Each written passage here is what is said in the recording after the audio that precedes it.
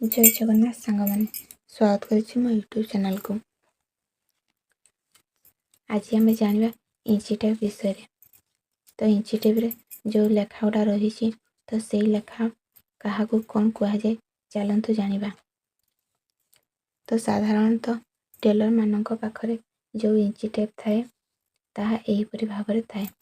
गोटे side inch रे लेखा होता है एवं अन्य पटे इंच एवं सेंटीमीटर रे लेखा जाई थाए।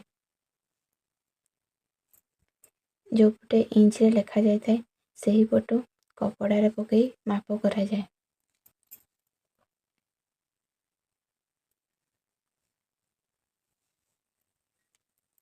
इंची टेप रो प्रथम रे गोटे एहीपरि भाव प्लेट रही थाए एवं लास्ट गोटे एहीपरि भाव लगी थाए। तो एही पटु ए साइड रे हमर इंच रे लेखा जाइछि एवं तोले सेंटीमीटर लेखा जाइछि।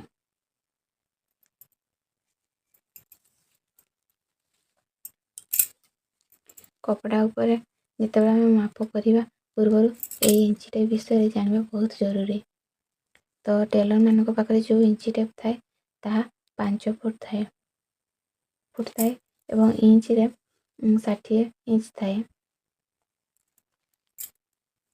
यही पटु जो अच्छी ये शेष पर्यंत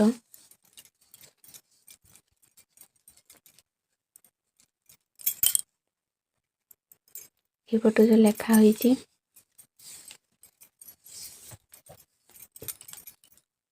एठू आरंभ होइछि इंच रे तले सेंटीमीटर।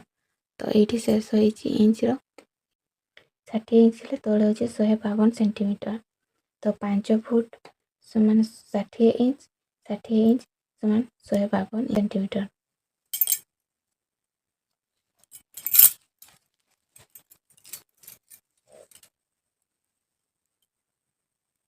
एबे आमे जानिबा 0 रु 1 भितर थिबा 11 काहू कौन कहुए।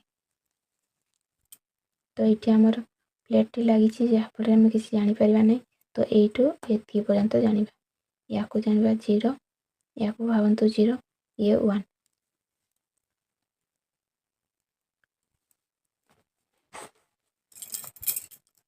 ये 0। तब ये जो 12टी रही या कहुए पाव इंच 0.2। ये जो बड़ 12टी रही तीर लगी तो या कहुए ओधा इंच 0.5।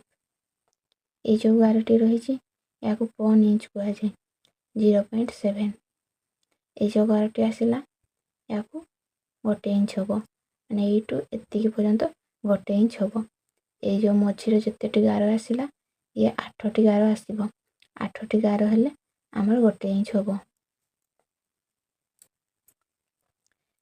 यहीटा को आम 0 भाई ये 1 आसला एवं 1 रु या भावतु 2 पर्यंत आम जाना ये गार गुड़िक कौन कहुए। ये गोटे इंच है तापर जो 12टी आसला या कहुए 1.25 इंच 1.2।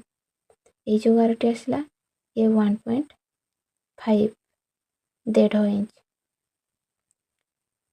तापर जो आसला 12टी गोटे इंच हो माने ये 0 ये 1 ये 2 इंच हो।